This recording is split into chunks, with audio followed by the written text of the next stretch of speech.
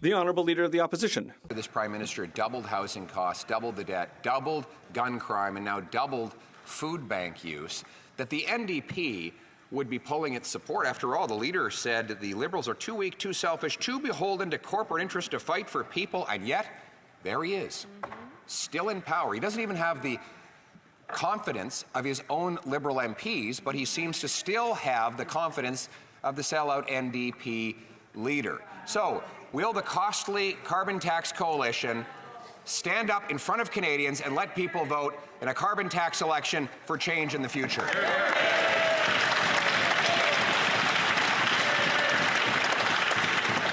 I ask members to be very judicious in their choice of words regarding specific members. The Right Honourable Prime Minister. Mr. Speaker, watchers of Canadian politics will remember that last year the Conservative Party got up pretty much every time they could to talk about national security, to talk about it in a partisan way, but to talk about it every chance they could get.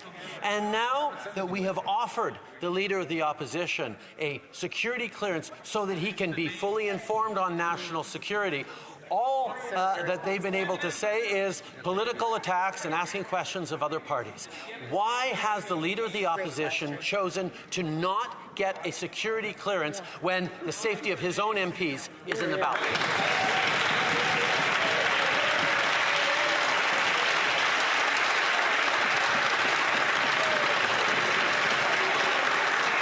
The Honourable Leader of the Opposition. Mr. Speaker, it looks like the Prime Minister is worried about his personal political security as his MPs are revolting and trying to push him out of the job. And so he's desperately trying to change the channel on the questions that I've asked. Now, Mr. Speaker, I think that's unfair, though.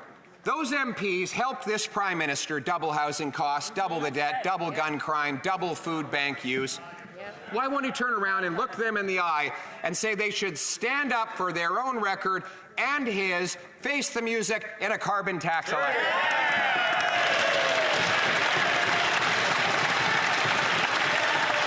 The Right Honourable Prime Minister. Mr. Speaker, no responsibility by the government is more important than keeping Canadians safe.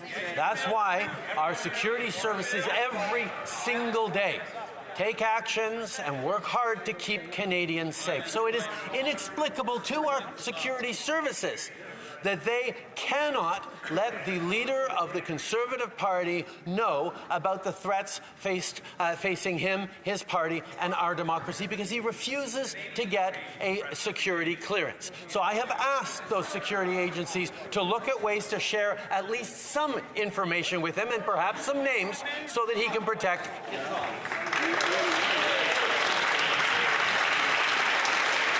The Honourable Leader of the Opposition. Mr. Speaker, if he wants to release the names, he legally can do it now on the floor of the House of Commons. He can do it.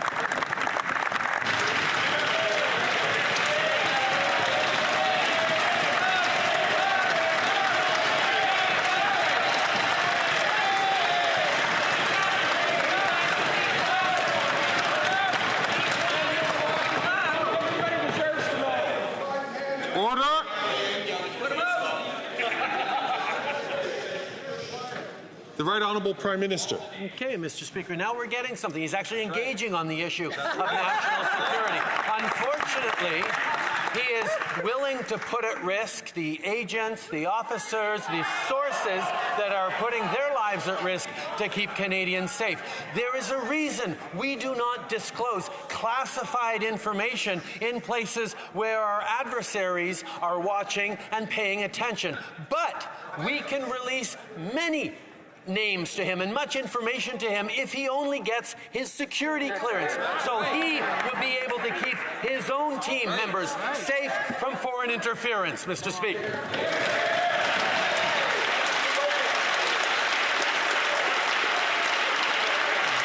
The Honourable Leader of the Opposition. He won't release the names because he knows that he and his party are compromised. And he won't answer my question because right now, 24 of his MPs are rebelling against him.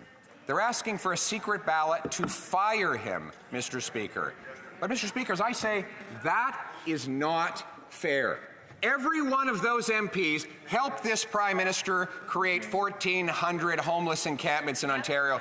Every one of them voted to quadruple the carbon tax. They can't just throw him out. He can't just run away. They need to face the music. Why won't we have a carbon tax election now?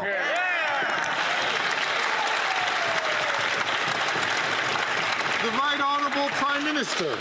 For well over a year in this House, just about every question from the Leader of the Opposition was about national security, was about foreign interference. And we called a commission of inquiry. We've offered security clearances to all leaders. And indeed, the leader of the Green Party, the NDP, and the Bloc have all done the responsible thing and gotten their security clearances and gotten top-secret briefings from our security services. The leader of the Conservative Party chooses to play the pettiest form of politics instead of stepping up on his responsibilities as leader, protecting Canadians, protecting his MPs, protecting our institutions.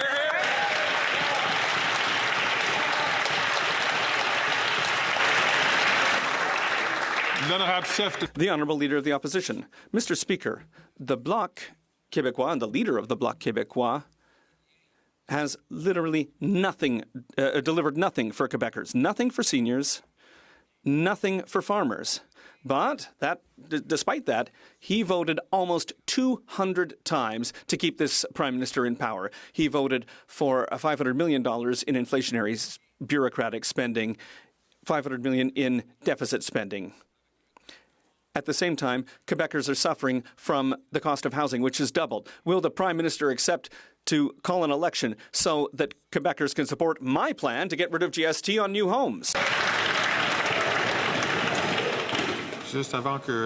Just before I recognize the Prime Minister, I would just like to ask all members, please, to put your phones on silence. It's good for the interpreters. The Right Honourable Prime Minister.